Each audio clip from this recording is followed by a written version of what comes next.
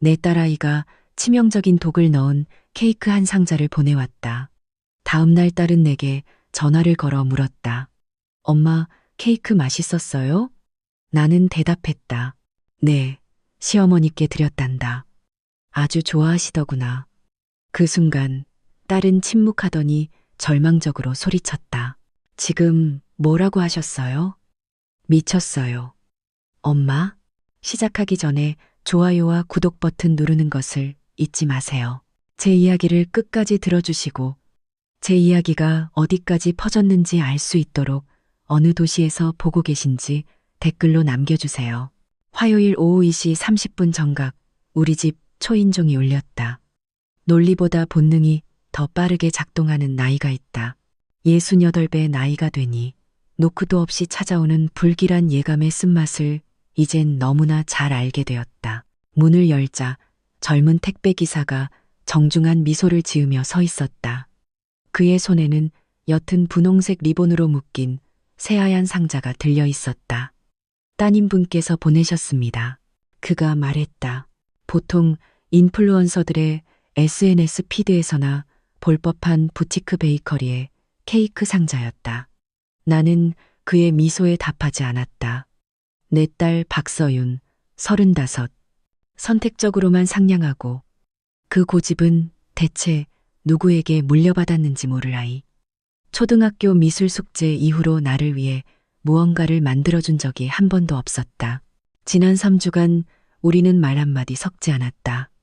마지막 통화는 손녀의 국제학교 학비를 내달라는 딸의 요구를 내가 또다시 거절하며 끝이 났다. 6개월 전 남편 박준호가 세상을 떠난 이후로 서윤이는 돈에 대해 새로운 생각을 갖게 된 것 같았다. 지금 당장, 그리고 내 통장에서라는 생각 말이다. 나는 문을 닫고 상자를 식탁으로 가져갔다. 리본을 풀 때 손가락이 미세하게 떨렸다. 안에는 보석처럼 나란히 놓인 컵케이크 6개가 있었다. 섬세한 버터크림 장미와 반짝이는 금박 조각들. 아름다웠다. 너무나도.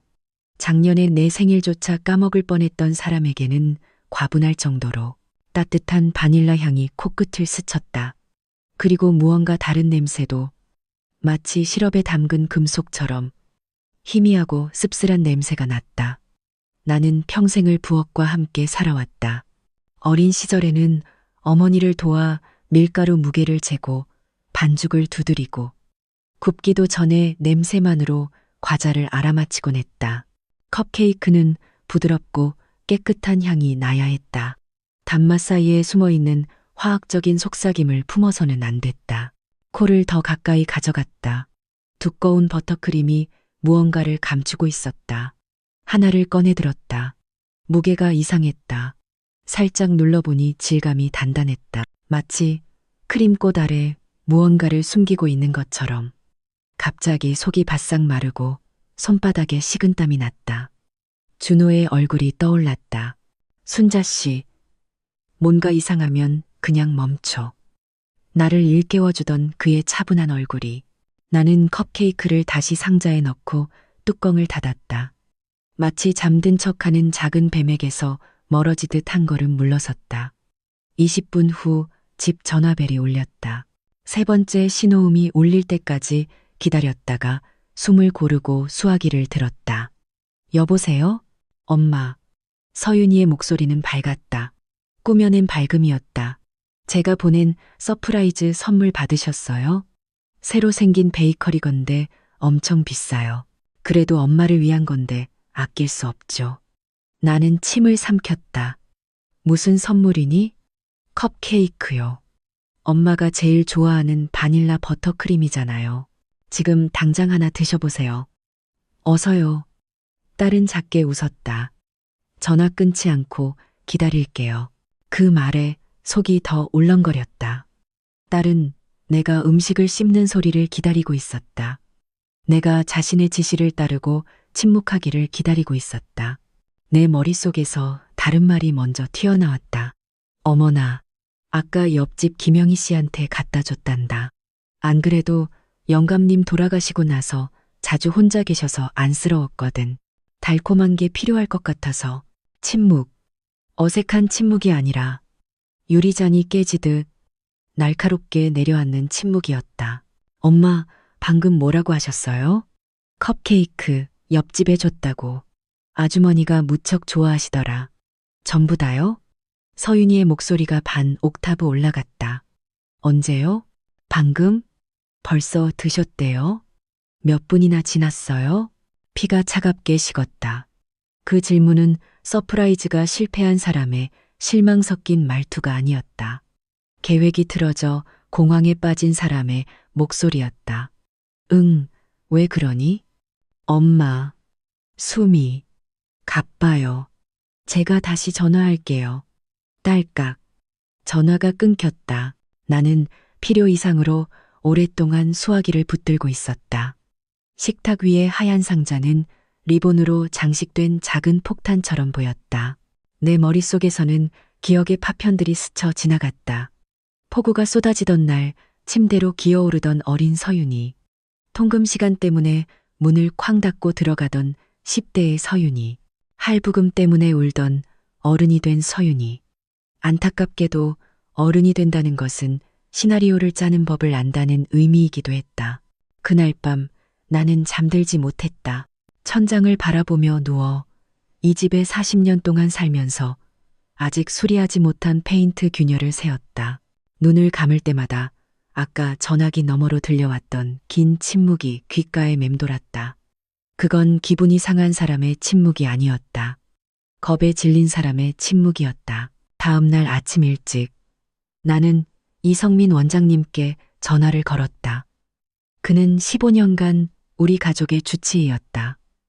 눈빛은 날카롭지만 말투는 부드러운 분이었다. 원장님, 혹시 케이크 샘플을 가져가서 검사를 좀 받을 수 있을까요? 나는 최대한 안전한 단어들을 골라 물었다. 있어서는 안 될 성분이 들어간 것 같아서요. 1시간 후 나는 그의 진료실에 앉아 있었다. 손주들 도시락통 서랍에서 빌린 지퍼백에 컵케이크 하나를 담아 내밀었다. 이 원장님은 나를 오랫동안 바라보았다. 박순자 어머님, 무언가 의심하고 계시는군요. 원장님이 보시기에 제가 미친 것처럼 들릴 수도 있겠지만 제 코는 제 주민등록증보다 부엌을 더 잘합니다. 냄새가 이상해요. 그리고 다른 몇 가지 정황도 있고요. 나는 서윤이의 이름은 언급하지 않았다. 아직은. 그는 전문가답게 고개를 끄덕였다. 독성학 연구소로 보내보겠습니다. 초기 결과는 보통 하루 이틀 걸립니다. 무언가 나온다면 정식 보고서를 추가로 보내드릴 겁니다. 그동안은 그 상자에 있는 것은 아무것도 드시지 마십시오. 나는 고개를 끄덕이며 가방을 꽉 쥐었다. 집으로 돌아오는 길. 거리는 평소보다 더 붐비는 것 같았다. 경적 소리는 더 잦았고 할인 광고 현수막은 더 밝았다. 모든 것이 내 주의를 끌려고 애쓰는 듯했지만 내 생각은 계속해서 그 하얀 상자로 돌아갔다. 집에 도착해 상자를 냉장고 맨 아래 칸에 넣고 마치 그 잔여물이 비누 거품과 함께 사라질 수 있다는 듯 오랫동안 손을 씻었다. 새벽에 일어나는 습관이 있는 노인에게 기다림이란 어울리지 않는 일이었다. 나는 스마트폰 앞에 앉아 서윤이의 SNS 계정을 열었다. 사진들이 깔끔하게 정렬되어 있었다. 한 달 전 제주도 리조트에서의 호캉스. 커피 한 잔 값이 일주일치 쌀값인 카페에서의 브런치. 내가 아는 한 그 가격이 내 자전거 값과 맞먹는 명품 가방. 그런데 불과 2주 전에는 학비와 전기세 연체 때문에 전화기 너머로 울던 아이였다. SNS 속 사진과 현실 사이에는 무언가 연결되지 않는 부분이 있었다. 나는 은행에서 일하는 오랜 친구에게 전화를 걸셔다가 참았다. 답의 조각을 찾으려는 반사적인 행동이었다. 하지만 참았다. 그녀가 무언가를 안다 해도 넘어서는 안 될 규정이 있을 것이다. 나는 그저 내 생각을 스스로 두드려 볼 필요가 있었다. 어쩌면 답은 준호의 서재에 있을지도 모른다. 이제는 텅 빈 남편의 서재에서 나는 그의 단정한 손글씨가 적힌 낡은 서류철을 발견했다. 서윤이 재정지원 내역. 심장이 쿵쾅거렸다. 날짜, 송금액, 사유가 적힌 칸이 있었다. 나는 하나씩 훑어내려갔지만 몇 줄 읽지 못했을 때 집 전화가 다시 울렸다. 박순자 어머님, 이 원장님의 목소리는 조심스러웠다. 오늘 오후에 병원으로 와주실 수 있겠습니까? 가능하시다면 믿을 만한 분과 함께 오시고 아마 경찰에 연락하는 것도 고려해 보셔야 할 것 같습니다. 이성민 원장님의 진료실은 늘 마음을 편안하게 해주었다. 구석에 푸른 화초, 쏘지 않는 소독약 냄새, 벽에 붙은 식단 포스터. 하지만 그날 아침 대기실 의자는 돌덩이처럼 느껴졌다. 간호사가 들어오라고 했을 때 나는 스카프를 고쳐 매고 떨림을 참았다. 원장님이 일어서서 나를 맞으며 앉으라고 한 뒤 문장을 고르듯 천천히 숨을 내쉬었다. 어머님, 그가 말했다. 연구소 초기 결과가 나왔습니다. 그 컵케이크에는 벤조디아제핀 계열의 강력한 신경 안정제가 들어 있었습니다. 디아제팜 성분인데 양이 적지 않습니다. 온몸이 차가워졌다. 그 말들은 내 생각의 바닥에 천천히 쏟아지는 페인트통 같았다. 얼마나 심각한가요, 원장님? 그 정도 양이라면 어머님 연세와 체중으로는 몇 시간 동안 의식을 잃으실 수 있습니다. 그리고 어머님은 정기적으로 고혈압 약을 드시기 때문에 상호작용이 위험합니다. 최악의 경우 치명적일 수 있습니다.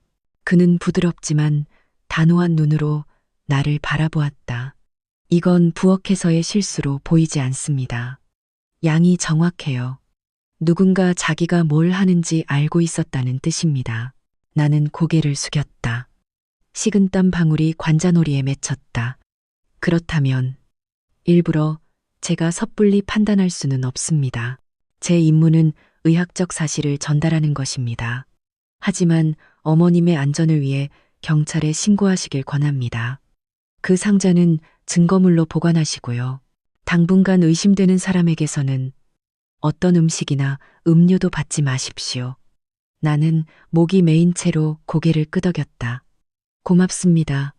원장님. 집에서 나는 옆 창문을 마주한 식탁 의자에 앉았다. 그 하얀 상자는 냉장고 맨 아래 칸에 두었다.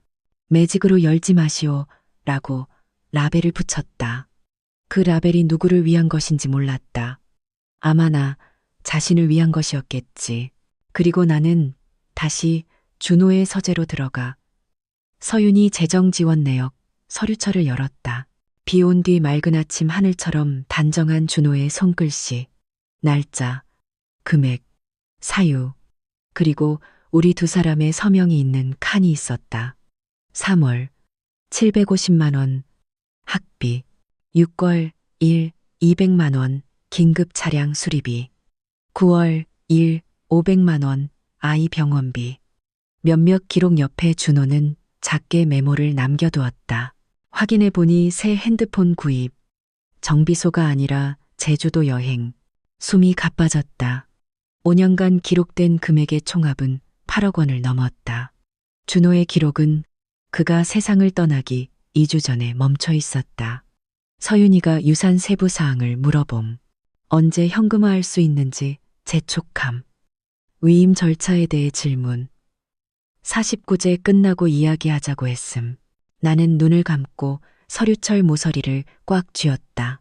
준호는 세상을 떠난 후에도 여전히 내 곁에 굳건히 서서 내 어깨에 손을 얹어주는 것 같았다. 혼자가 아니야, 순자 씨. 잘 읽어봐. 아래 서랍에서 예전에 한 줄만 읽고 말았던 유원장 서류를 훑었다. 준호가 사망하기 몇 달 전 날짜가 적힌 추가 조항이 있었다. 신탁 관리인 조항. 요점은 서윤이에게 돌아갈 몫은 은행의 보관 계좌를 통해 단계적으로 지급되며 변호사의 감독을 받는다는 것이었다. 단, 아내인 내가 취소 서명을 하고 직접적인 접근을 허용하는 경우는 예외였다. 갑자기 모든 퍼즐 조각이 맞춰졌다.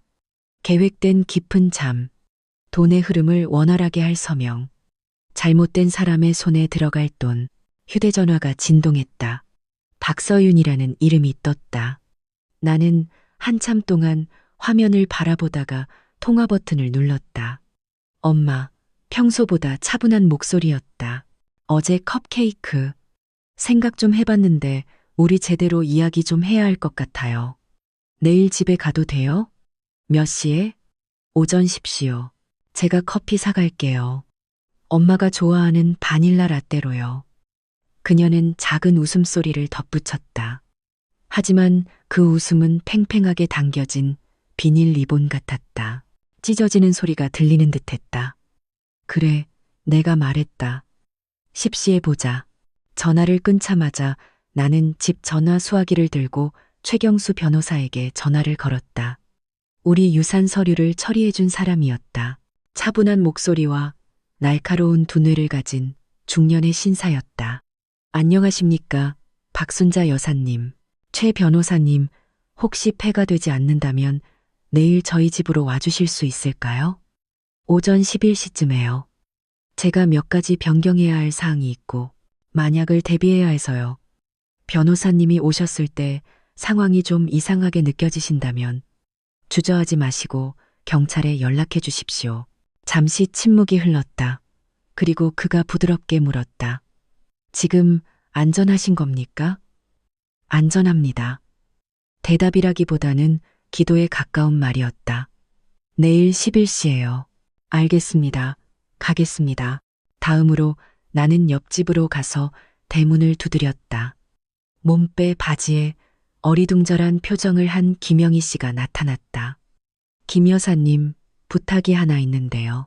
내일 오전 10시 5분에 저희 집으로 전화를 좀 걸어주시겠어요? 제가 전화를 받지 않거나 제 목소리가 이상하게 들리면 바로 112에 신고해 주세요. 이게 골목 끝에 있는 파출소 번호예요. 더 빠를 거예요. 나는 작은 종이를 그녀의 손에 쥐어주었다. 그녀의 얼굴이 굳었다. 따님 때문에 좋게 생각해야죠. 내가 말했다. 하지만 조심도 해야 하고요.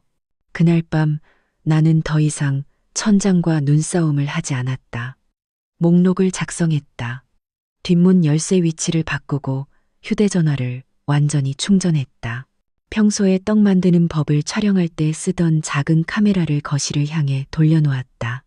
구급상자를 맨 위 서랍에 준비해 두었다. 오래된 사진들을 다시 꺼내놓았다. 체크무늬 셔츠에 온화한 미소를 띤 준호. 내가 찐빵 틀을 들고 있는 모습. 어린 서윤이가 인형을 껴안고 있는 모습. 나는 마지막 사진에서 오랫동안 시선을 멈췄다.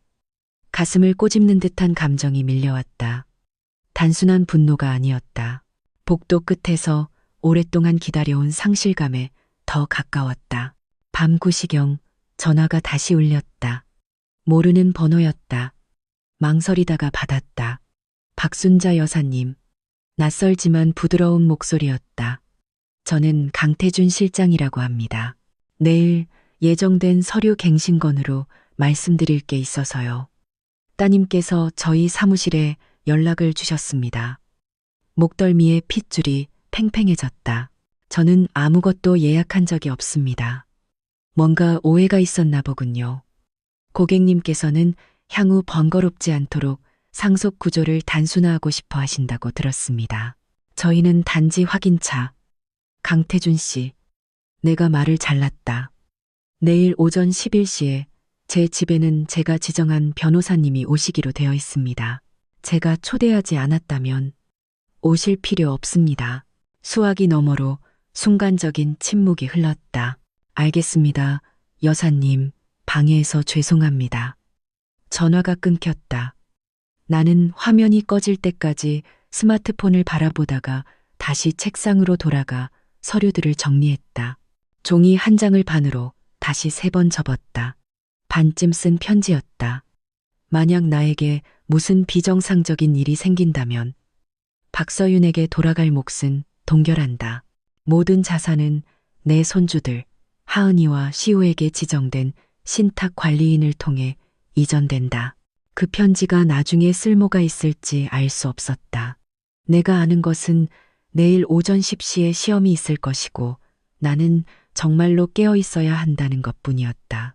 졸음에서뿐만 아니라 유혹으로부터, 그리고 종종 어머니로 하여금 자식이 가져온 칼날에 눈을 감게 만드는 연민으로부터. 다음 날 아침 나는 9시 30분부터 커튼 뒤에 서 있었다. 집 앞 작은 길은 야채 장수가 뿌린 물로 아직 젖어 있었다.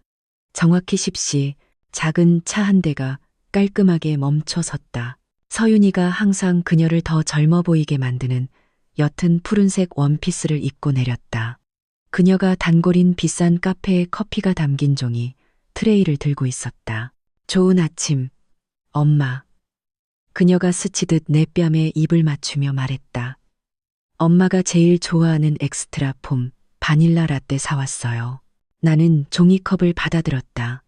제스민 꽃병 옆 손님용 탁자에 그대로 놓아두었다. 고맙구나. 나는 심장 소리가 들리지 않도록 허리를 살짝 펴고 앉았다. 어제 생각해봤는데요. 엄마. 서윤이가 말을 시작했다. 그녀의 눈은 준호의 서재로 향하는 복도를 힐끗 쳐다봤다. 아빠 서류들.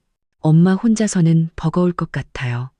제가 정리하는 거 도와드릴 수 있어요. 어떤 서류에 서명해야 하는지 확인하고요. 어떤 서류에 서명해야 하니? 서윤아? 내 목소리는 차분했지만 끝에는 날카로운 그림자가 서려 있었다. 네, 상속인 및 수혜자 정보 갱신 같은 거요. 조정도 하고요. 가끔은 단순화하는 게 나중에 무슨 일 있을 때 복잡하지 않고 좋잖아요. 나는 김이 서린 커피잔을 바라보았다. 그 전에 엄마가 한 가지만 물어봐도 될까?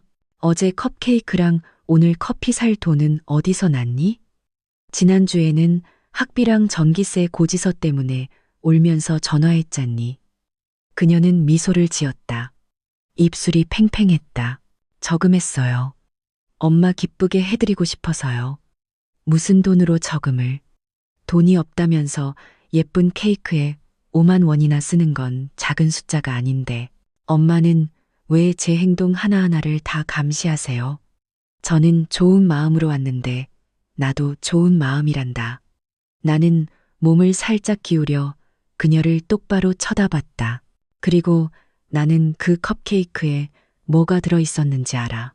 그녀의 얼굴에서 핏기가 가셨다. 마치 안에서 누군가 불을 끈 것 같았다.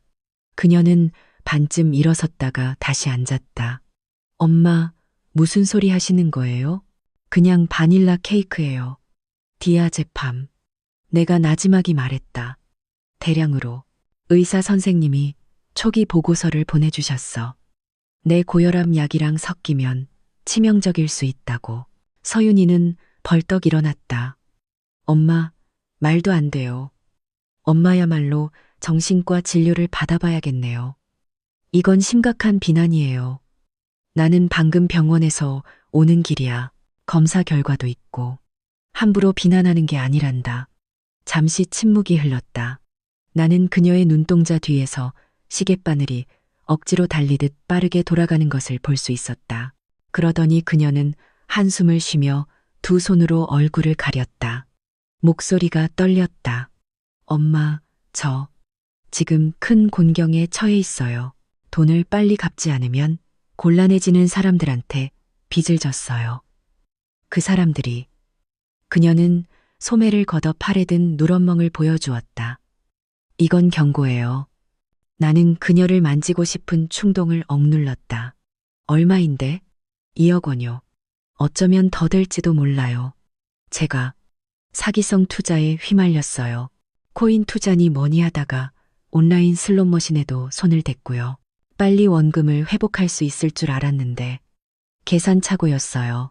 그래서 내 계획이 뭐였니? 내 엄마를 재워서 누군가 서명할 수 있게 만드는 거? 그녀는 바닥을 내려다봤다. 변호사가 한 명 있어요. 엄마가 몸이 안 좋으시면 서류 조정을 서두르는 걸 도와줄 수 있다고 했어요. 제가 잠시 관리할 수 있도록요. 몸이 안 좋다는 건 무능력하다는 뜻이야, 서윤아. 그리고 네가 말하는 잠시 관리는 전부를 가져가겠다는 거고. 그 변호사는 누구니? 그녀는 입술을 깨물었다. 보통 상속 문제를 처리하는 사람인데 강태준이라고. 집 전화가 울렸다. 정확히 10시 5분이었다. 나는 서윤이에게서 시선을 떼지 않고 일어서서 수화기를 들었다. 여보세요, 김 여사님? 네, 저는 괜찮아요. 전화해 주셔서 고맙습니다. 전화를 끊었다. 서윤이가 눈을 가늘게 떴다. 누구예요? 어제 케이크를 받았다고 말했던 그 이웃 아주머니. 그녀는 눈을 깜빡이더니 무언가를 깨달았다. 그럼 엄마 거짓말한 거네요. 그 케이크 아직 여기 있는 거고요. 나는 살기 위해 거짓말을 했어. 네가 내 목숨을 앗아가기 위해 거짓말을 한 것처럼. 저는 보증이 필요해요, 엄마. 그녀의 목소리가 높아지며 상냥한 가면이 떨어져 나갔다. 가능성에 희망을 걸고 있을 수만은 없어요.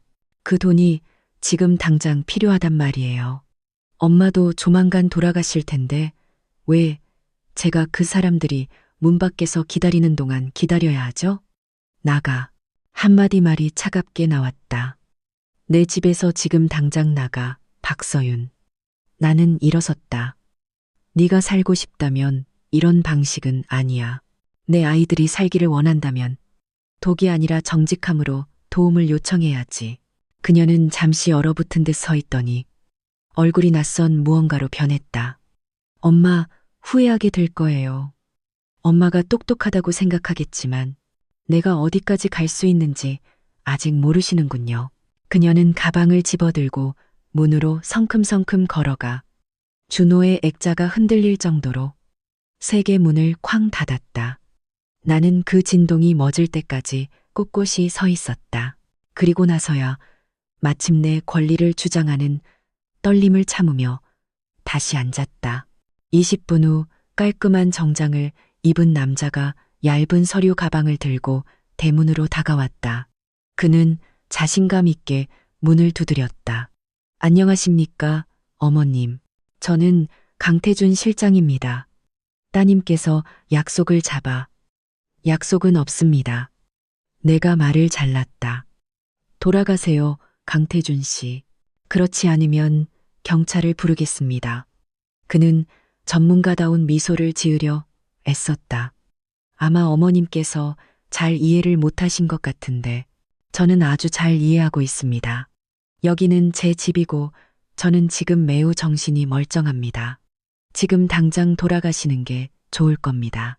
내 목소리는 높지 않았지만 그 안에 담긴 쇠 같은 단호함은 충분했다.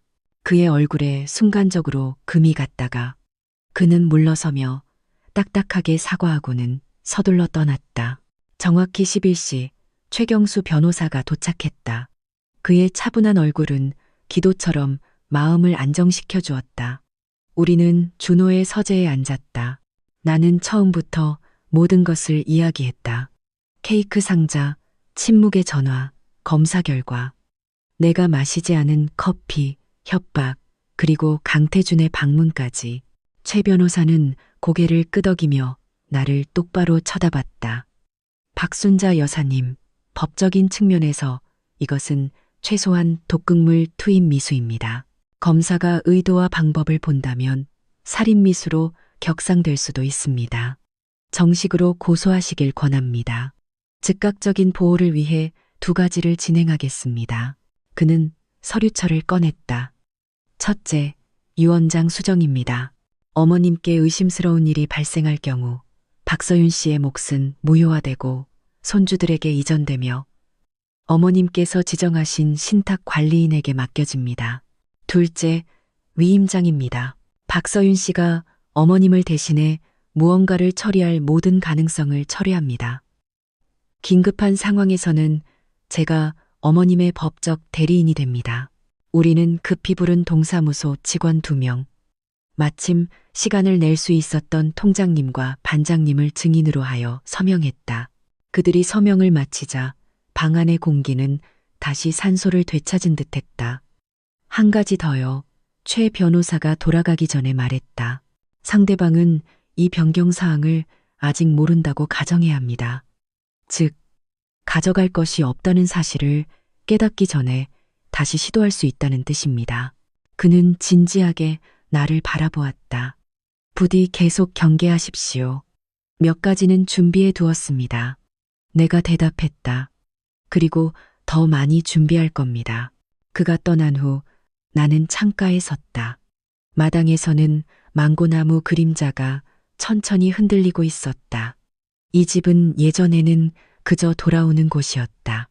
그날 이 집은 공식적으로 요새가 되었다. 최 변호사와의 만남 후 3일째 되던 날 차문이 쾅 닫히는 소리가 한낮에 고요를 깼다. 창문 너머로 서윤이가 낯선 두 사람과 함께 내리는 것이 보였다. 깔끔한 정장을 입고 서류철을 든 여자와 유흥업소 경호원처럼 덩치가 크고 건장한 남자. 그들은 노크하지 않았다. 서윤이는 내가 비상용으로 줬던 예비 열쇠를 꺼내 제멋대로 돌렸다. 엄마, 얘기 좀 해요. 그녀가 마치 이 집이 호텔 로비인 양 들어서며 말했다. 정장 차림의 여자가 뒤따르며 옅은 미소를 지었다. 박순자 어머님, 저는 서남이 박사입니다. 그녀가 명함을 내밀며 말했다. 최근의 기억력이나 의사결정에 대해 걱정이 많으시다고 들었습니다. 따님께서 걱정하고 계세요. 초대받지 않은 손님 말고는 아무 걱정도 없습니다만. 내가 쏘아붙였다.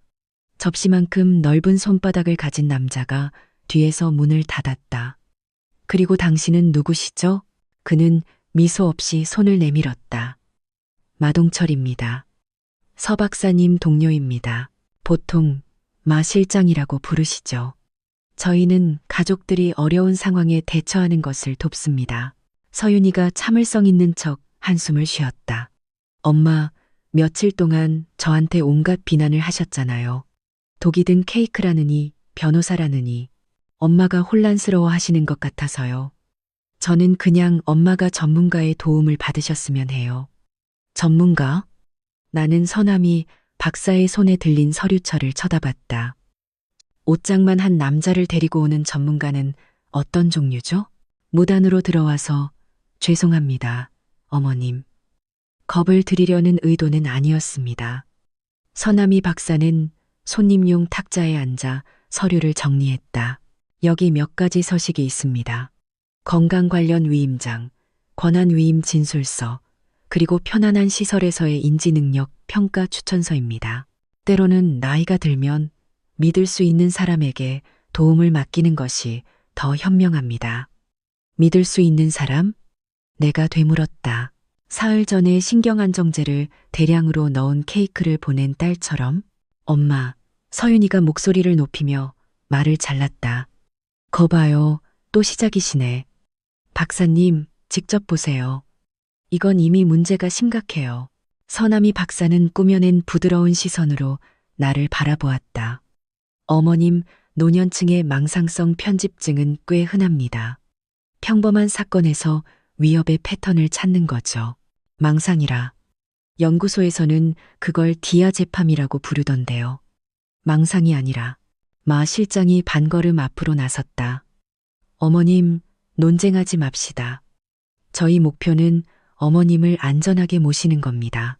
필요하다면 저희가 어머님을 평가를 위해 더 조용한 곳으로 동행할 수도 있습니다. 때로는 문제가 있는 분들은 자신이 이송되어야 한다는 사실을 인지하지 못하시죠. 어디로 이송된다는 거죠? 내가 담담하게 물었다. 안전한 곳으로요. 그는 일부러 모호하게 대답했다. 나는 시선을 서남이 박사에게 돌렸다. 의사 선생님, 의사 면허 번호를 말씀해 주시겠어요? 공식적인 진료 장소는 어디고요? 제가 어떤 서류에 서명하기 전에 의사협회와 보건소에 전화해서 확인을 해봐야겠습니다. 그녀의 얼굴이 순간적으로 경련했다. 어머님, 지금은 어머님의 건강에 집중하죠. 번호를요. 내가 반복했다. 이게 정말 제 건강을 위한 거라면 숨길 건 없겠죠. 서윤이가 짧지만 공허한 웃음을 터뜨렸다. 엄마, 제발 스스로를 창피하게 만들지 마세요. 박사님은 그럴 필요. 사실 이건 창피함의 문제가 아니란다. 내가 천천히 일어서며 말을 잘랐다. 왜냐하면 펜 하나라도 종이에 닿기 전에 너희들이 알아야 할 게 있거든. 내 유언장은 이미 변경됐어. 위임장들도 모두 철회했고, 만약 나에게 이상한 일이 생긴다면 내 동의 없이 시설로 이송되는 것을 포함해서 서윤이는 아무것도 받지 못해. 모든 것은 신탁 관리인을 통해 내 손주들에게 넘어가. 나는 한 사람 한 사람 쳐다보며 그 말들이 그들의 머릿속에 자리 잡을 시간을 주었다. 간단히 말해서 나를 정신 나간 사람으로 만들어서 너희들이 얻을 수 있는 건 이제 아무것도 없다는 뜻이야. 시계 초침 소리가 선명하게 들릴 정도로 무거운 침묵이 흘렀다. 서윤이의 눈이 커졌다가 창백해졌다. 마, 실장이 서남이 박사를 힐끗 쳐다봤다. 서남이 박사는 서류를 재빨리 쓸어 담았다. 그녀의 전문가다운 미소는 사라져 있었다. 아무래도 평가 일정을 다시 잡는 게 좋겠군요. 그녀가 일어서며 말했다. 스트레스를 더 드리고 싶지는 않습니다. 어머님, 어떤 일정 조정도 없을 겁니다. 내가 대답했다. 그리고 당신들이 다시 초대 없이 내 마당을 밟는다면 경찰을 부를 겁니다. 이제 나가세요. 마 실장은 가슴 앞에서 양손을 들어 올리며 평화의 제스처를 취하고는 문으로 향했다. 서남이 박사는 깔끔한 몸짓 뒤에 초조함을 숨기며 뒤따랐다. 오직 서윤이만이 얼어붙은 채 서 있었다. 그녀의 얼굴은 이제 내가 알던 내 딸의 얼굴이 아니었다. 자신의 미래가 눈앞에서 무너지는 것을 본 사람의 딱딱한 가면이었다. 나한테 이러시면 안 돼요.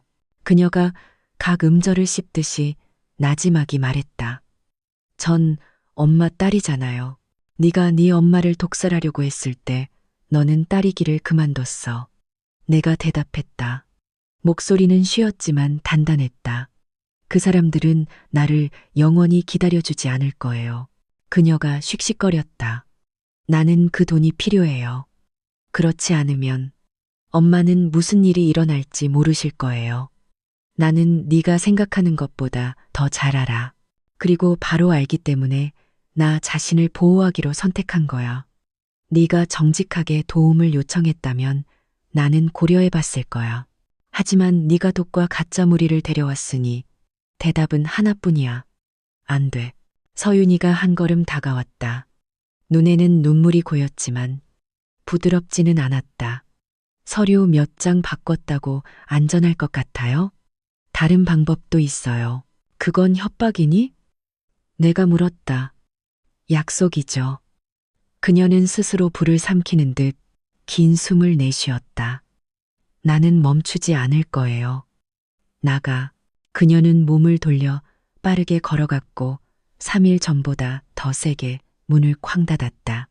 벽에 걸린 가족사진 액자가 흔들리더니 그중 하나가 떨어졌다. 유리가 준호의 얼굴을 가로지르며 금이 갔다. 나는 움찔하며 액자를 주워들고 작은 빗자루로 유리 조각을 쓸었다. 손이 떨렸다. 큰 소리에 놀라서가 아니었다. 그들은 다시 시도할 것이다라는 최 변호사의 말이 다시금 떠오르는 자각 때문이었다. 나는 커튼을 치고 문을 잠그고 거실 구석에 작은 카메라를 확인했다. 불이 켜져 있었다. 휴대전화를 앞치마 주머니에 넣었다. 준비 완료. 머릿속으로 새로운 목록을 작성했다. 자물쇠 실린더 교체. 뒤쪽 테라스에 동작 감지 센서 추가. 전화기 근처에 파출소 번호와 당직 경찰관 이름 적어두기. 이 집은 더 이상 단순한 주소가 아니었다. 요새였다. 그리고 포위된 요새는 졸아서는 안 된다. 가짜 의사가 다녀간 지 2주 후 우리 집은 골목 끝에 작은 요새처럼 변했다. 나는 모든 자물쇠의 실린더를 교체하고 뒷창문에 추가 잠금 장치를 달고 테라스와 2개의 모서리에 동작 감지 센서와 작은 카메라를 설치했다. 하나는 거실을, 다른 하나는 부엌으로 가는 복도를 감시했다. 김영희 씨에게는 일정을 알려주었다. 아침과 저녁에 그녀는 전화를 걸거나 대문을 두드려 내가 정상적으로 응답하는지 확인했다. 최경수 변호사에게는 만약 밤 8시가 지나도 내가 전화를 받지 않으면 즉시 파출소에 연락하라고 일러두었다. 이런 사소한 것들이 나를 안정시켰지만 그렇다고 잠을 푹 잘 수 있는 것은 아니었다. 집 앞에 너무 오래 멈추는 오토바이 소리에도 나는 숨을 참았다. 목요일 아침 전화가 울렸다. 서윤이의 번호가 떴다. 거의 받지 않으려 했다. 그러다 왠지 모르게 버튼을 눌렀다. 엄마, 그녀의 목소리는 쉬어 있었고 상냥함은 전혀 없었다. 얘기 좀 해야 해요. 제발요. 무슨 일로? 내가 짧게 물었다. 테라스에서 5분만요. 엄마가 저를 들여보내실 필요는 없어요. 그녀는 숨을 들이쉬었다. 목소리가 갈라졌다. 사과하고 싶어요. 진심으로요. 대답하기 전에 긴 침묵이 흘렀다. 분노와 두려움, 그리고 어머니로서 남은 감정 사이에서 저울질했다. 테라스에서 5분. 지금 와. 약 1시간 후 그녀가 왔다. 나는 대문을 열어주었지만 문지방에 서 있었다. 서윤이는 테라스 계단에 앉았다.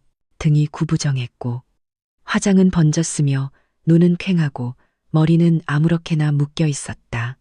그녀는 천천히 소매를 걷었다. 팔꿈치 아래에 크고 검붉은 멍이 있었다.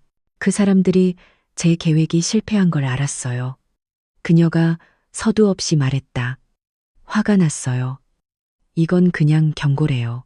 그 사람들이 누군데? 내 목소리는 평탄했다. 제가 빚진 사람들이요. 그녀는 침을 삼켰다. 제가 바보였어요. 온갖 것에 손을 댔어요. 알고 보니 사기였던 암호화폐, 온라인 계모임, 슬롯머신도 좀 했고요. 다른 구멍으로 구멍을 막을 수 있을 줄 알았는데 구멍이 더 커졌어요. 얼마인데? 2억 원요. 아마 넘을 거예요. 3일의 시간을 줬어요. 만약 그때까지 못 갚으면 그녀의 목소리가 갈라졌다. 그 사람들이 하은이랑 시우 이름을 언급했어요. 두 이름은 모처럼 밝혔다. 정확히 며칠? 3일이요. 일요일 오후까지 시간을 줬어요. 그녀는 젖은 눈을 크게 떴다. 엄마, 제가 정말 잘못한 거 알아요. 알아요. 죄송해요. 하지만 제발, 이번 한 번만 저를 살려주세요. 그 후에는 제가, 네가 먼저 이해해야 할 게 하나 있어. 나는 여전히 거리를 유지하며 라탄 의자에 앉았다. 네 아버지는 유언장에 조항을 추가했어. 네 몫은 바로 현금화될 수 없어. 네, 유산은 신탁관리인이 있는 보관 계좌에 있어. 살아있는 아내인 내가 철회 서명을 하지 않는 한 너는 그걸 건드릴 수 없어. 그리고 나는 서명하지 않을 거야. 그녀의 얼굴이 무너져 내렸다. 몰랐어요. 이제 알았겠지. 나는 똑바로 쳐다봤다. 하지만 다른 길이 있을지도 몰라. 돈의 길이 아니라 그들을 멈출 길. 서윤이는 혼란과 두려움에 찬 눈으로 나를 바라보았다. 무슨? 내일 그 사람들에게 전화해. 24시간 안에 해결할 방법이 생길 거라고 말해. 그리고 모레 토요일 오후 2시에 우리 집으로 오라고 해. 결제 증빙을 위해 그들이 원하는 건 뭐든지 가져오라고 하고. 그들은 서류 증거를 좋아하잖아? 거실 탁자에 쌓인 서류 뭉치를 보게 해. 그러면 그들은 제가 무언가에 서명할 거라고 생각하겠죠. 하지만 실제로는 함정에 빠지는 거야. 경찰이 집 안에 숨어 있을 거야. 그들이 협박하거나 강요하거나 서류를 내미는 순간 경찰이 나올 거야. 서윤이는 이마를 짚었다. 만약 그들이 사람들을 많이 데려오면 골목 주변에 경비 인력이 배치될 거야. 내가 경찰과 이야기해뒀어. 모든 걸 녹화할 거야. 그들은 더 이상 너나 내 손주들을 협박할 수 없을 거야. 저도 체포될 거예요? 그녀는 겁에 질려 나를 쳐다봤다. 그건 내게 달렸어. 나는 몸을 기울였다. 네가 전적으로 협조하고 네가 나에게 하려 했던 짓을 포함해 모든 것을 털어놓는다면 검사가 가명을 고려해 줄 수 있어. 그렇지 않으면 너는 계속 쫓길 거고 그들도 계속 너를 쫓을 거야. 선택은 좋고 나쁨의 문제가 아니야. 살아남을 가능성과 확실한 파멸 사이의 선택이지. 그녀는 뺨을 닦았다. 내가 협조한 걸 알면 그들이 날 죽일 거예요. 그 돈이 영원히 오지 않는다는 걸 알면 그들도 널 해칠 거야. 적어도 이 계획에는 경찰이 있고 절차가 있고 법적 보호가 있어. 무서워요, 엄마. 나도 무서워. 나는 솔직하게 말했다. 하지만 두려움은 악당에게 굴복할 이유가 되지 않아. 특히 네가 나에게 한 짓을 생각하면 더더욱. 만약 네가 이 기회를 잡고 싶다면 조건이 있어. 뭐든지요. 그녀가 고개를 들었다. 그녀가 어렸을 때 유치원 무대에서 용감하게 섰을 때 내가 칭찬했던 그 용기가 조금 남아 있었다. 내가 지시하는 대로 정확히 따라야 해.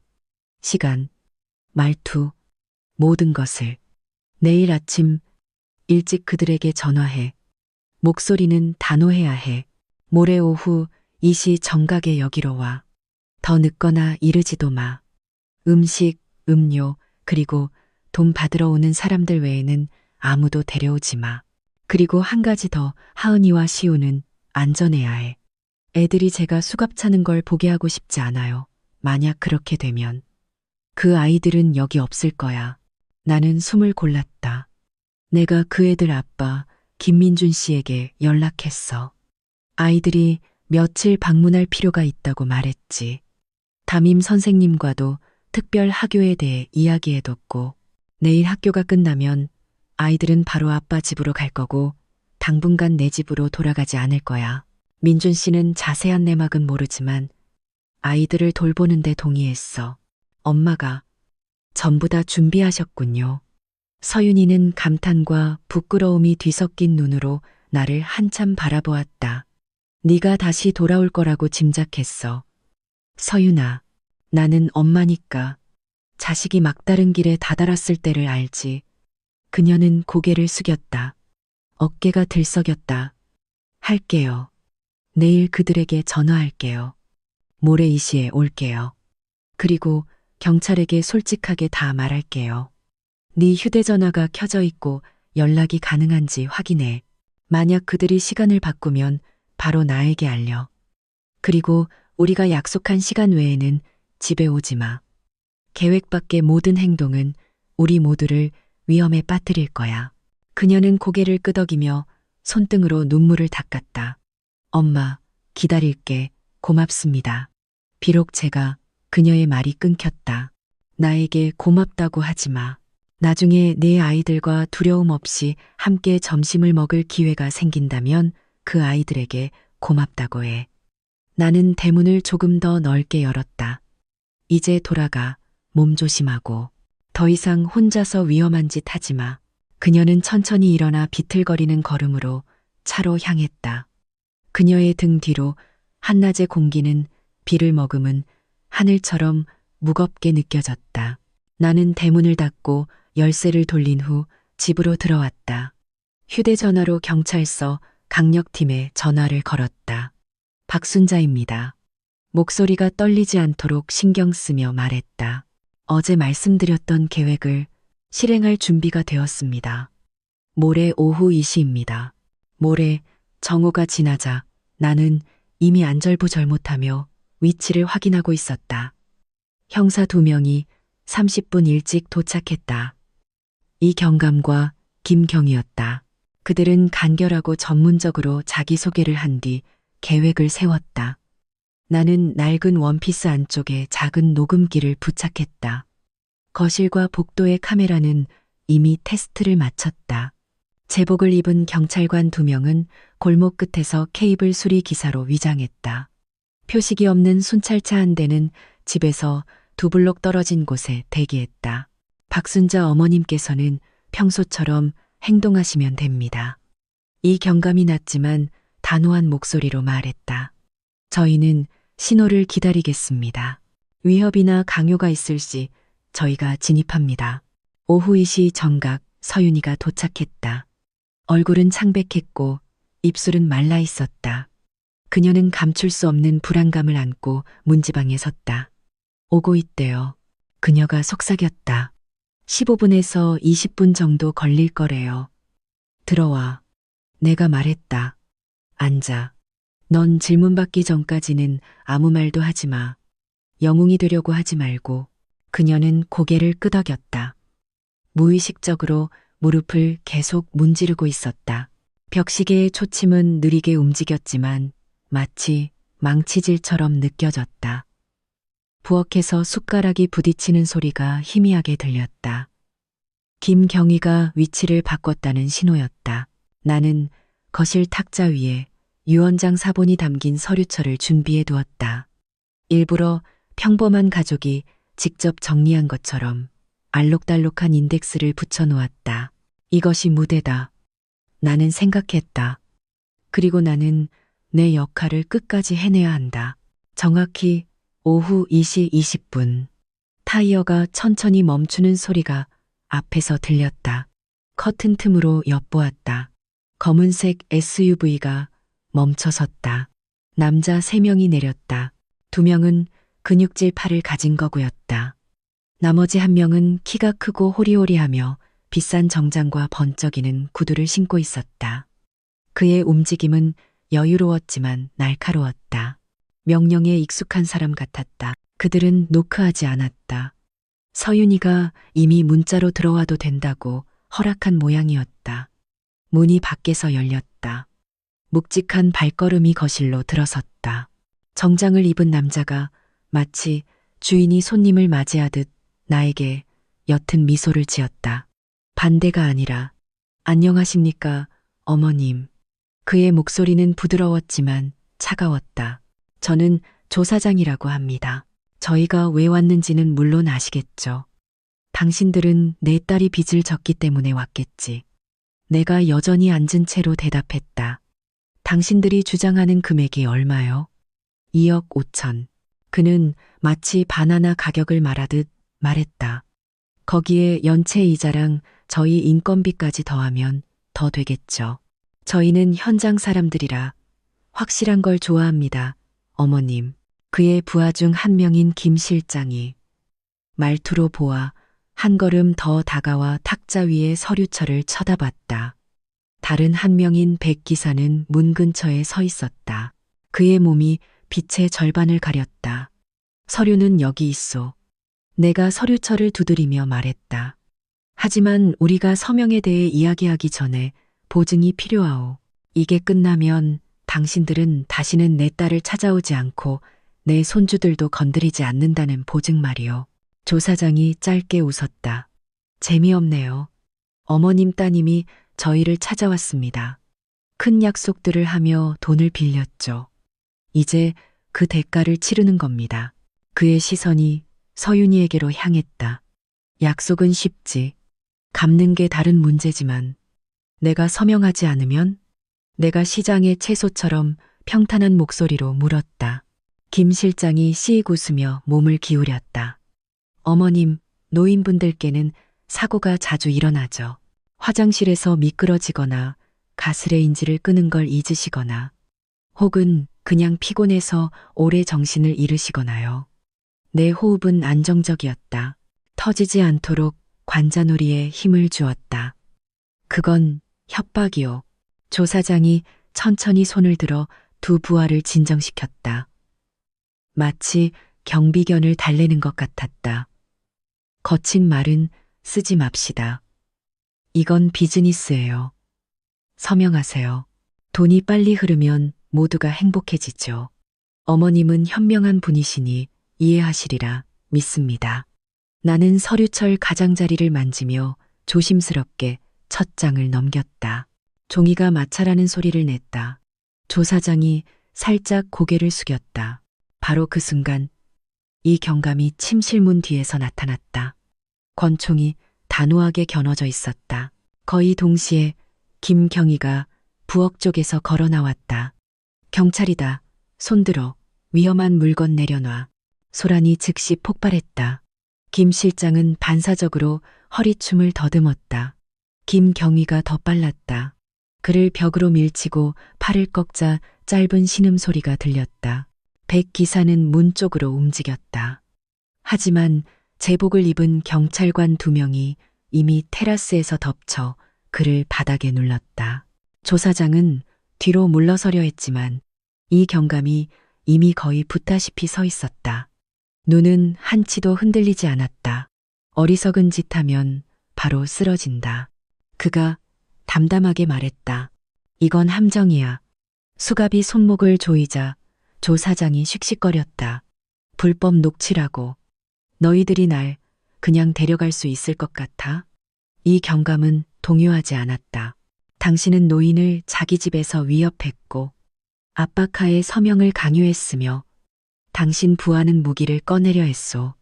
이건 공갈 증인 협박, 그리고 불법 무기 소지 미수요. 녹취와 증인은 충분해. 증인은 없어. 조사장이 옆으로 침을 뱉으며 무너진 체면을 다시 세우려 애썼다. 저 여자 말뿐이잖아. 그의 턱이 나를 가리켰다. 이 방에 있는 카메라 2대 외에도 아직 작게 저항하는 김 실장을 뒤집으며 김경희가 말했다. 박순자 어머님 몸에 녹음기가 있고 증언을 해줄 준비가 된 이웃도 있습니다. 서윤이는 소파에 얼어붙은 채 앉아 있었다. 손으로 입을 가리고 있었다. 그녀의 눈이 잠시 내 눈과 마주쳤다. 두려움, 후회, 그리고 무언지 모를 감정들이 말없이 뒤엉켜 있었다. 나는 오래 쳐다보지 않았다. 그럴 때가 아니었다. 5분도 채 되지 않아 세 사람은 수갑이 채워진 채 작은 줄을 서 있었다. 밖에서 대기하던 경찰관이 조사장의 작은 가방을 가져왔다. 안에는 몇 가지 서류와 금속 손잡이가 달린 접이식 칼이 있었다. 한 경찰관이 그들의 권리를 낭독했다. 조사장은 여전히 목소리를 높이며 맞고소하겠다고 위협하고 규정을 외쳤다. 아무도 대답하지 않았다. 우리 집무는 그 소리를 삼키고 짙은 정적만을 남겼다. 경찰차가 그들을 데리고 떠난 후 거실은 더 넓게 느껴졌다. 이 경감이 긴 숨을 내쉬며 권총을 홀스터에 넣었다. 감사합니다. 박순자 어머님. 용감하시면서도 치밀하셨습니다. 그게 모든 것을 구했습니다. 나는 고개를 끄덕였다. 그제야 손바닥이 젖어 있다는 것을 깨달았다. 그들에게는 이제 끝난 건가요? 이제 시작이죠. 김경희가 대답했다. 그는 서윤이에게로 고개를 돌렸다. 박서윤 씨, 당신에게는 자세한 진술이 필요합니다. 그들이 누구인지, 어떻게 시작되었는지, 그리고 특히 며칠 전 당신 어머니에게 무슨 짓을 하려고 했는지에 대해서요. 서윤이는 몸을 떨었다. 그녀는 급류 속에서 기댈 곳을 찾는 어린아이처럼 나를 돌아보았다. 나는 마음을 다잡고 가장 정직하면서도 가장 혹독한 말을 골라 내뱉었다. 모두 다 말해. 내가 말했다. 모든 것을. 그래야 이게 정말로 끝날 수 있는 유일한 길이야.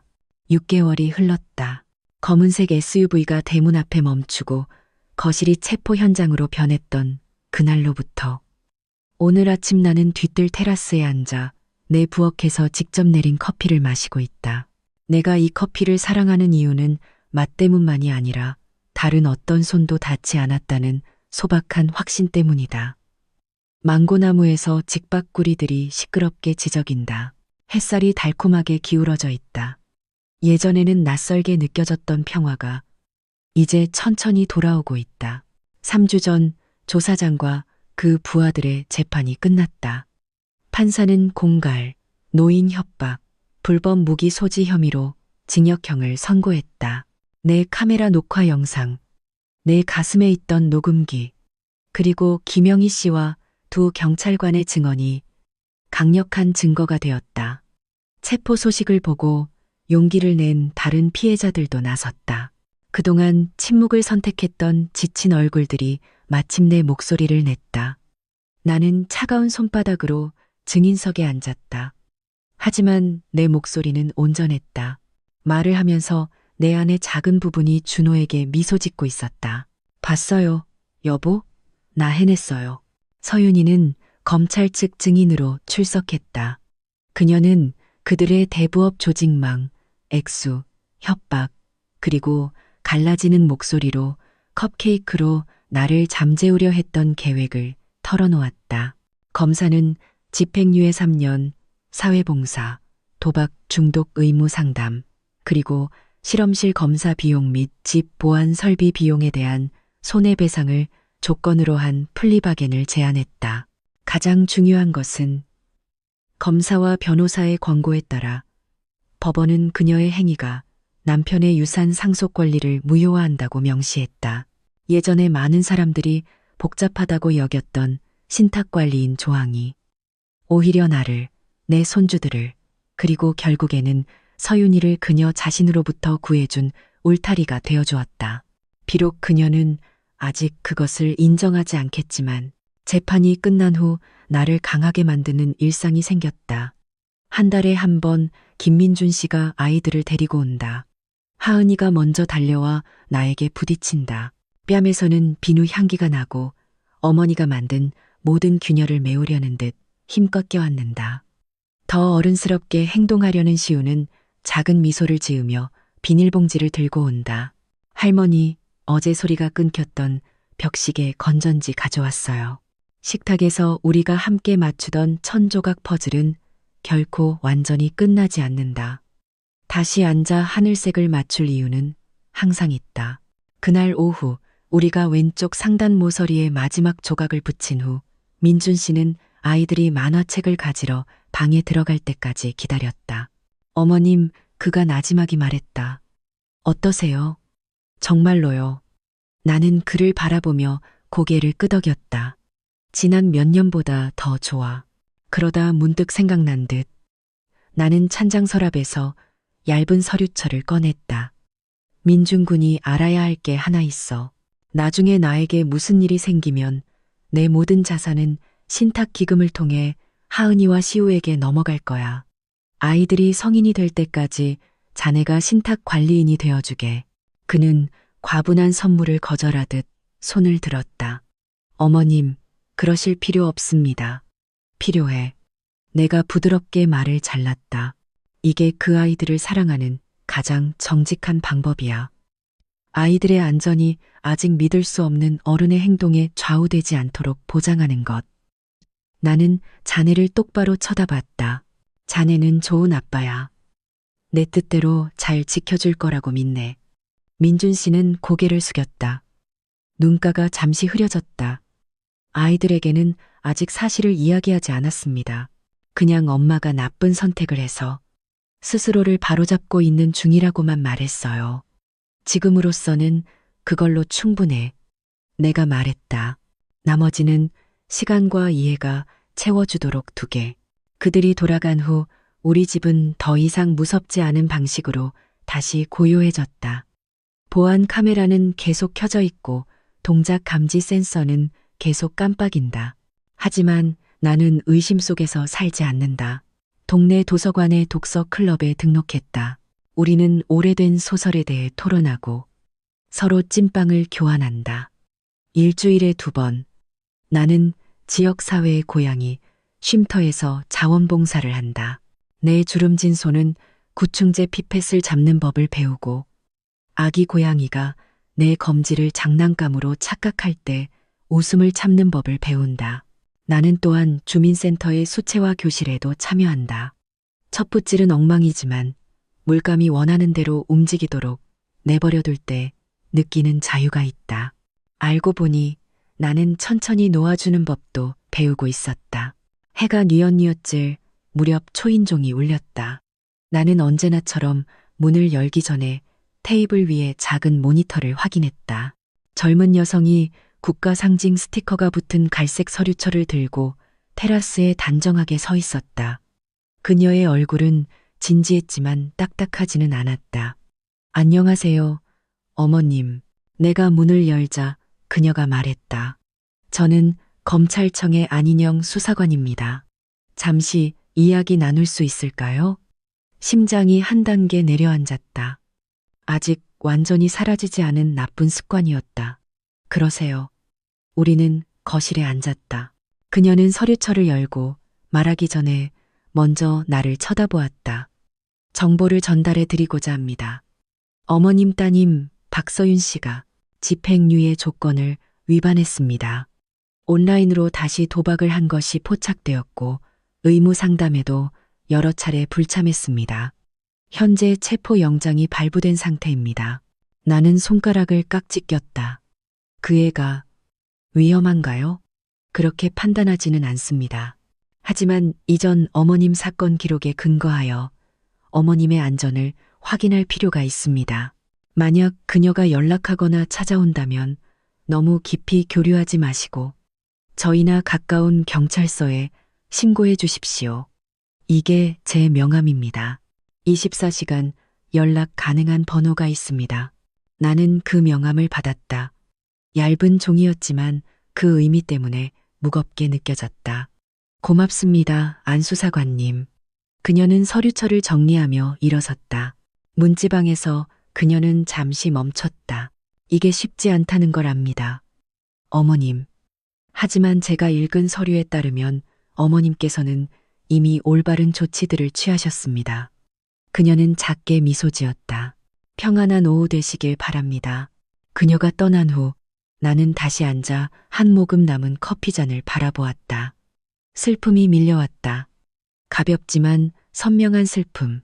천둥이 하늘을 가를 때 나를 껴안던 아이에 대한 슬픔. 숫자에 대한 불안감과 사랑을 맞바꾼 성인 여성에 대한 슬픔. 하지만 그 슬픔은 더 이상 나를 나락으로 끌어당기지 않았다. 그것은 바람처럼 지나가며 잠시 찬기를 남기고는 떠났다.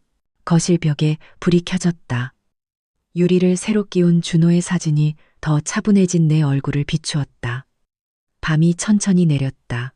오랜만에 처음으로 나는 다음에 무슨 일이 일어나든 준비가 되어 있다는 것을 알았다. 검찰청에 안 수사관이 다녀간 지 2주 후 내 하루하루는 내가 소중히 가꾸는 작은 리듬 속에서 다시 흘러갔다. 해가 막 떠오를 때 테라스를 쓸고 무궁화에 물을 주고 담장 구석에서 기다리는 길고양이들을 위해 사료양을 쟀다. 하지만 전화가 진동할 때마다 심장은 여전히 오그라들었다.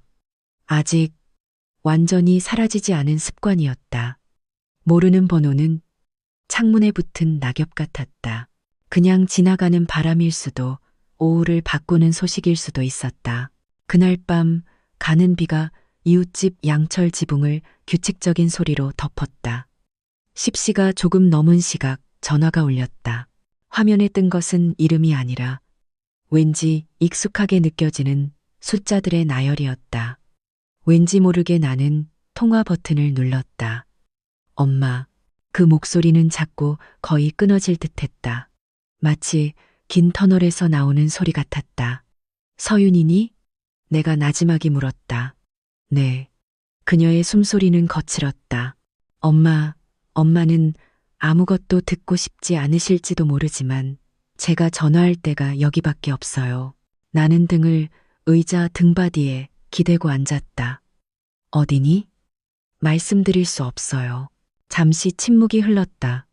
그리고 억누르는 흐느낌이 들렸다. 엄마, 저 이제 이해해요. 컵케이크에 대해서. 제가 저지른 모든 어리석은 짓에 대해서요. 그게 얼마나 사악했는지 이해해요. 죄송해요. 진심으로요. 빗줄기가 한 단계 굵어졌다. 나는 잠시 눈을 감았다가 떴다. 네가 진심으로 이해했다면 서윤아, 네가 뭘 해야 하는지 알겠지. 자수하라는 말은 하지 마세요, 엄마. 그녀의 목소리는 금세 불안해졌다. 저는 감옥에서 버티지 못할 거예요. 저는 강한 사람이 아니에요. 거기서 죽을 수도 있어요. 도망친다고 더 강해지는 건 아니야. 내가 말했다. 적어도 도망치면 아직 제게 통제권이 있어요. 언제 먹을지, 언제 잘지 선택할 수 있잖아요. 거기서는 그녀의 목소리가 먹먹해졌다. 욕먹고, 맞고, 창피당하는 게 무서워요. 지금 내게 통제권이 있니? 내가 차분하게 대답했다. 네가 여는 모든 문은 막다른 골목으로 향하는 문이야. 감옥은 좁을지 몰라도 거기에는 절차가 있고 끝이 있어. 다시 시작할 가능성도 있고. 도망은 어두운 복도를 길게 느릴 뿐이야. 그녀는 침묵했다. 빗소리만 들렸다. 그럼 제가 자수하면요? 엄마가 와주실 거예요? 저를 만나러 와주실 거예요? 반드시. 엄마로서는 갈 거야. 한 인간으로서는 네가 한 짓을 지울 수 없지만, 하지만 나는 담장 밖에 서서 네가 여전히 이름과 미래를 가질 수 있도록 지켜볼 수 있어. 다시 작은 흐느낌이 들렸다. 저는 못해요. 네가 강해지기로 선택하면 강해질 수 있어. 내가 말했다. 그리고 덧붙였다. 하은이와 시우는. 더 긴 침묵이 흘렀다. 그 애들은 제가 없는 게 더 나아요, 엄마. 우리 둘 다 알잖아요. 정말 그렇게 확신하니? 내가 거의 속삭이듯 물었다. 네. 그녀의 목소리는 메말랐다. 그 애들을 볼 때마다 제 욕심 많은 모습이 생각나요. 그 애들에게 그걸 물려주고 싶지 않아요. 자수한다고 물려주는 게 아니야. 계속 도망치면 물려주는 거지. 그 아이들은 문제가 카펫 밑으로 쓸어 넘겨진다고 배울 거야. 그게 가장 유독한 유산이야. 전화기에서 차가운 김이 나오는 듯 했다. 엄마 말이 맞다는 거 알아요. 그녀가 마침내 말했다. 하지만 아직은 못하겠어요. 그냥 엄마가 알아주셨으면 했어요. 죄송하다고. 나는 숨을 참았다가 천천히 내쉬었다. 내 사과는 들었어. 사과가 법의 문을 닫지는 않지만 이 모든 것이 끝난 후에 네가 다른 사람이 될 문을 열어줄 수는 있어. 엄마. 그녀의 목소리는 갑자기 아주 작아졌다. 거의 교실 앞에 선 초등학교 1학년 아이 같았다. 사랑해요. 제 사랑 표현 방식이 썩어 빠졌지만 엄마를 사랑해요. 언젠가 엄마가 이 모든 게 엉망이 되기 전에 착한 딸로 저를 기억해 주실 수 있다면 감사할 거예요. 서윤아. 하지만 전화는 끊겼다. 화면은 다시 시계와 신호로 돌아왔다. 나는 몇 초간 스마트폰을 내려다보며 공허함이 내 옆에 앉도록 내버려 두었다. 비는 벽에 남은 물방울로 잦아들었다.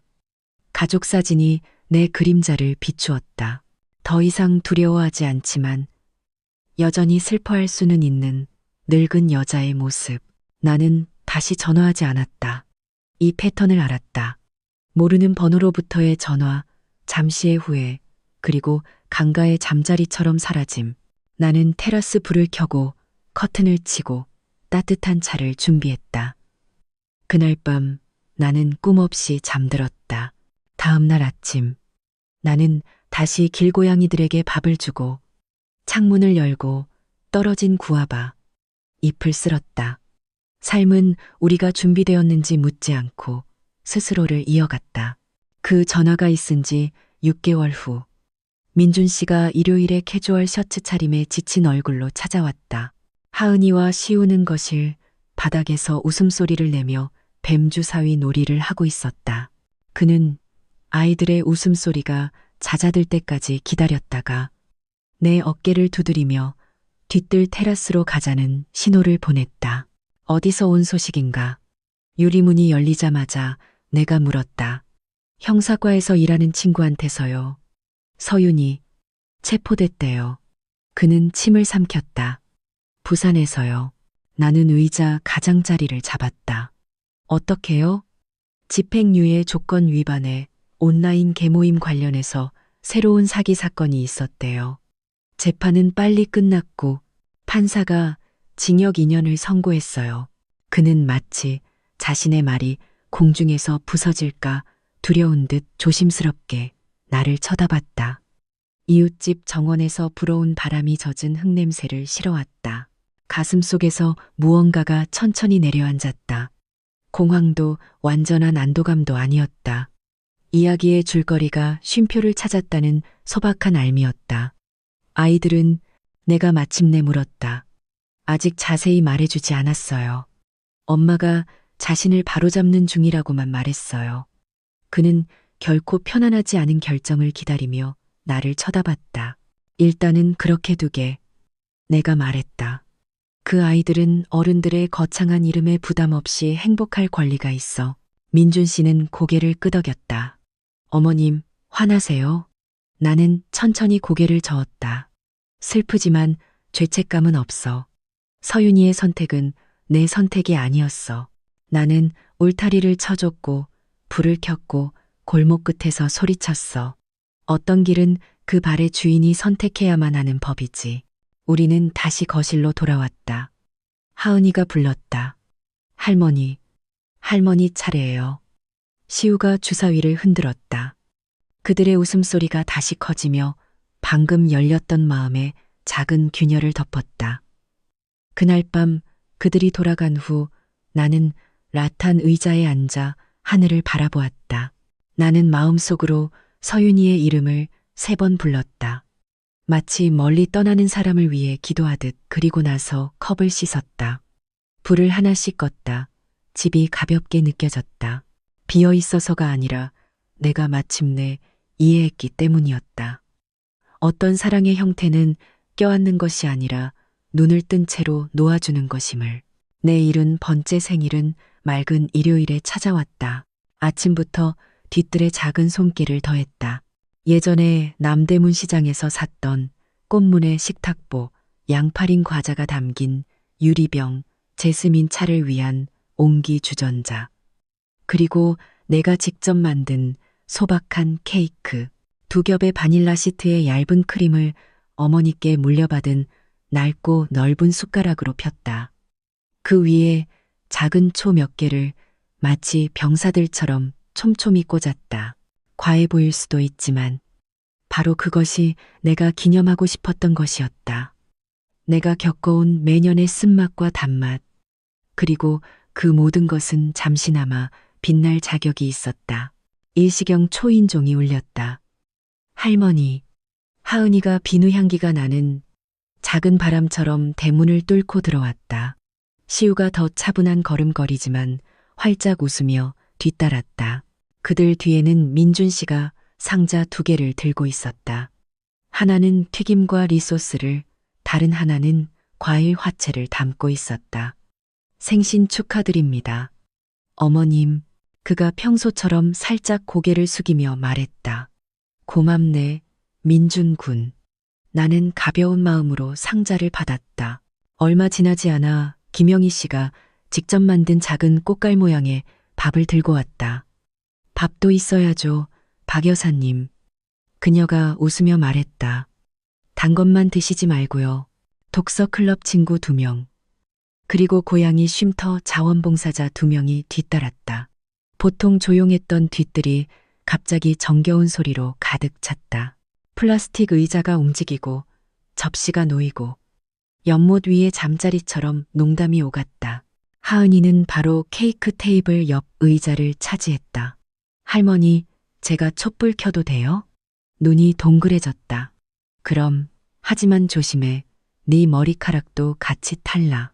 시우는 이미 주머니 카메라를 준비하고 있었다.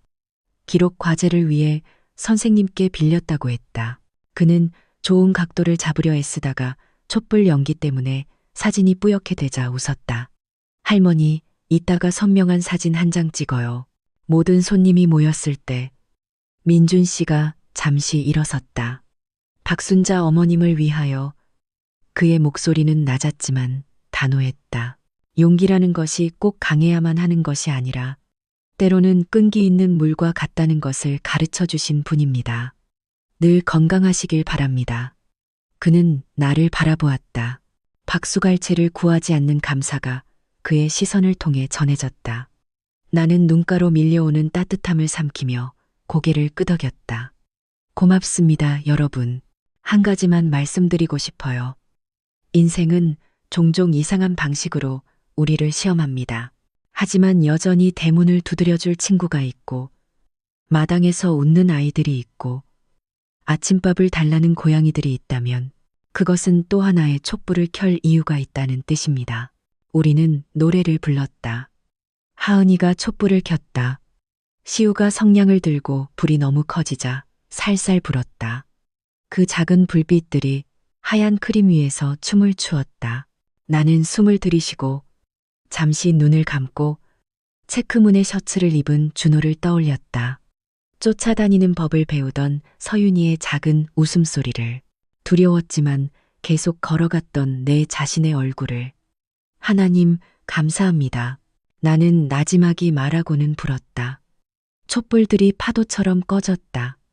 파라핀과 과거의 냄새가 나는 부드러운 연기를 남겼다. 첫 번째 케이크 조각을 하은이의 접시에 놓았다. 가장 목소리가 큰 꼬마를 위해 내가 놀렸다. 두 번째 조각은 시우에게, 가장 조용하지만 눈이 가장 날카로운 아이를 위해. 그들은 웃으며 내 주름진 손을 토닥였다. 대화는 가벼운 주제들을 맴돌았다. 클럽에서 읽고 있는 책, 방금 중성화 수술을 한 수컷 고양이, 딱딱하지 않으면서 바삭한 리소스 레시피. 김영희 씨가 내 귓가의 기도를 속삭였다. 계속 평안하시길, 여사님. 나는 그녀의 손을 잡았다. 아멘, 김 여사님. 해가 지기 시작하자 손님들이 하나둘씩 작별 인사를 했다. 클럽 친구들은 말없이 더러운 접시를 부엌으로 가져갔다. 고양이 자원봉사자들은 플라스틱 컵을 쌓았다. 마당은 다시 한산해졌다. 하은이와 시우는 자신들이 쏘았던 색종이 조각들을 줍고 있었다. 할머니, 이따가 퍼즐 계속할까요? 하은이가 물었다. 물론이지, 내가 대답했다. 퍼즐 속 하늘이 너무 오래 기다렸어. 안에서 우리는 식탁 주위에 앉았다. 옅은 파란색과 짙은 파란색 조각들이 맞춰지기를 기다리며 흩어져 있었다. 시우가 가장자리 조각을 찾았다. 하은이는 두 조각이 맞을 때마다 환호성을 질렀다. 나는 그들을 지켜보았다. 내가 너무나 사랑하는 두 얼굴. 그리고 내 머릿속에서 한 결정이 다시 굳어졌다. 내가 가진 모든 것은 내가 짜놓은 안전한 길을 통해 미래의 그들에게로 갈 것이다.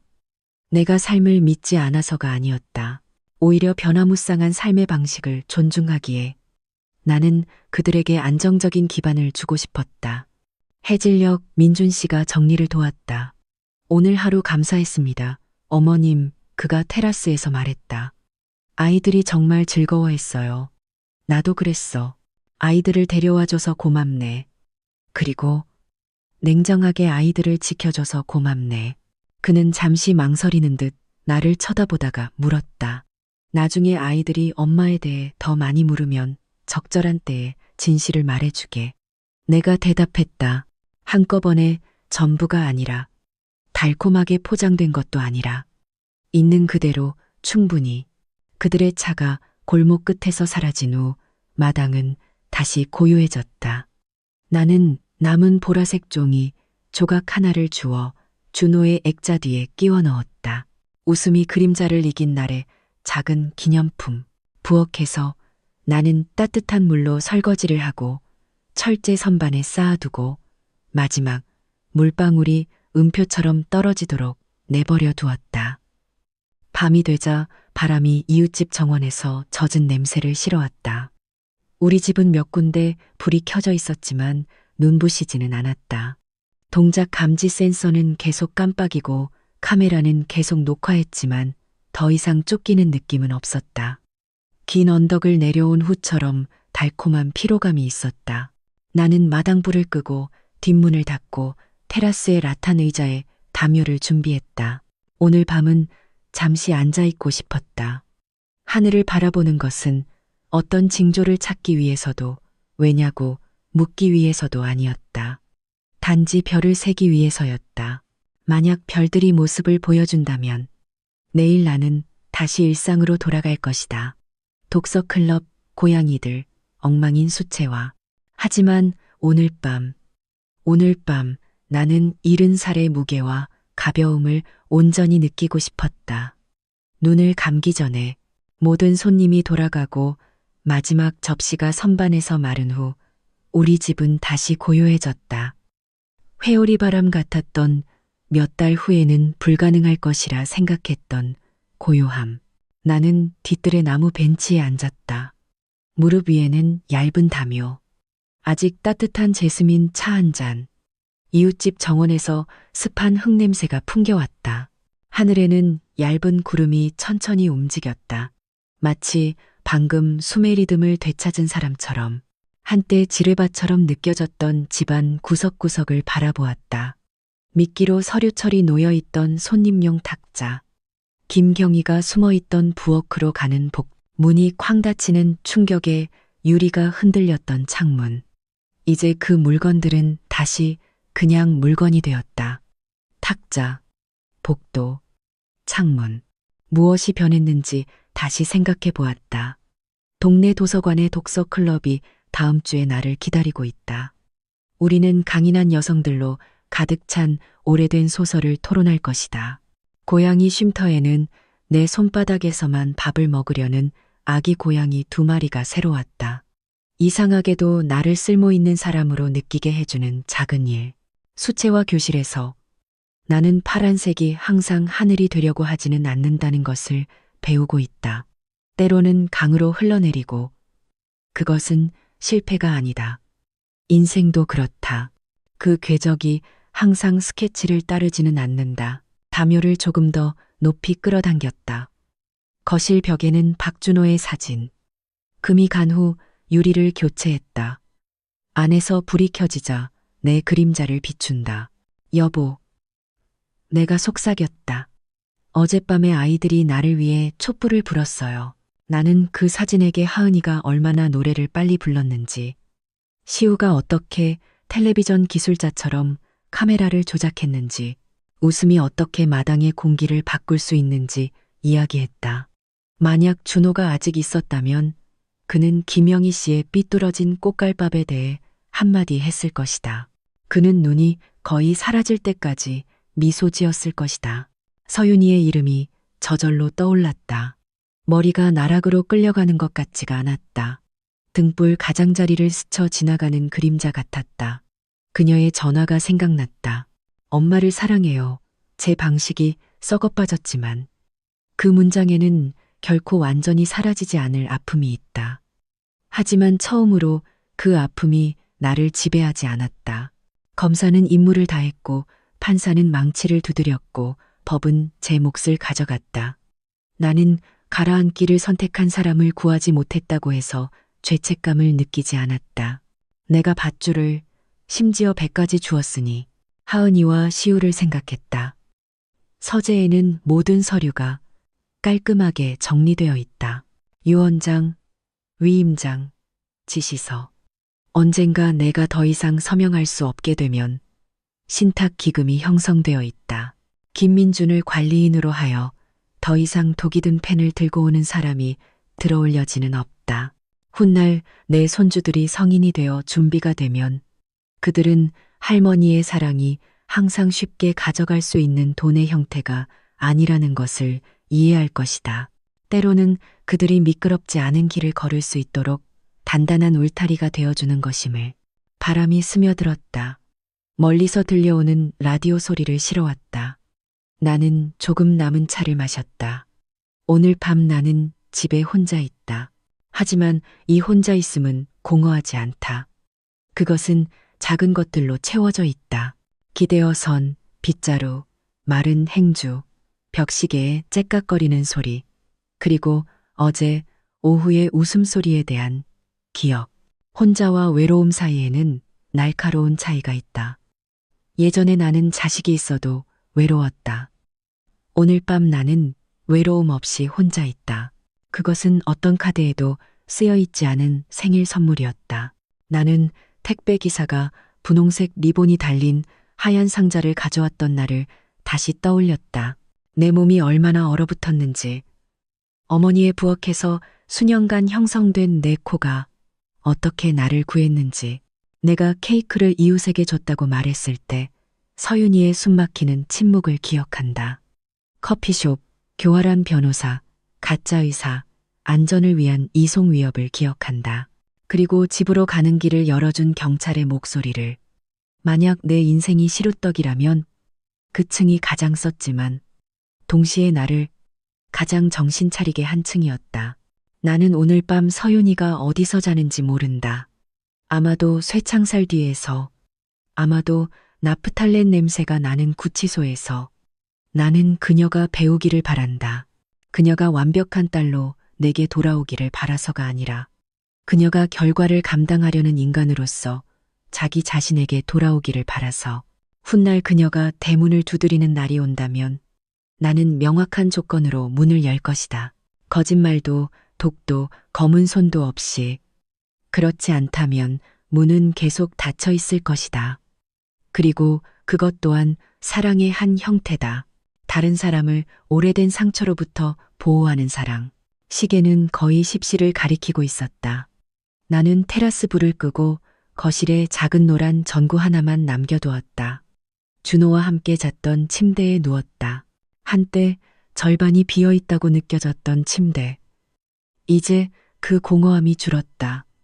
대체할 사람이 있어서가 아니라 내가 내 자신의 옆에 똑바로 앉아있기 때문이다.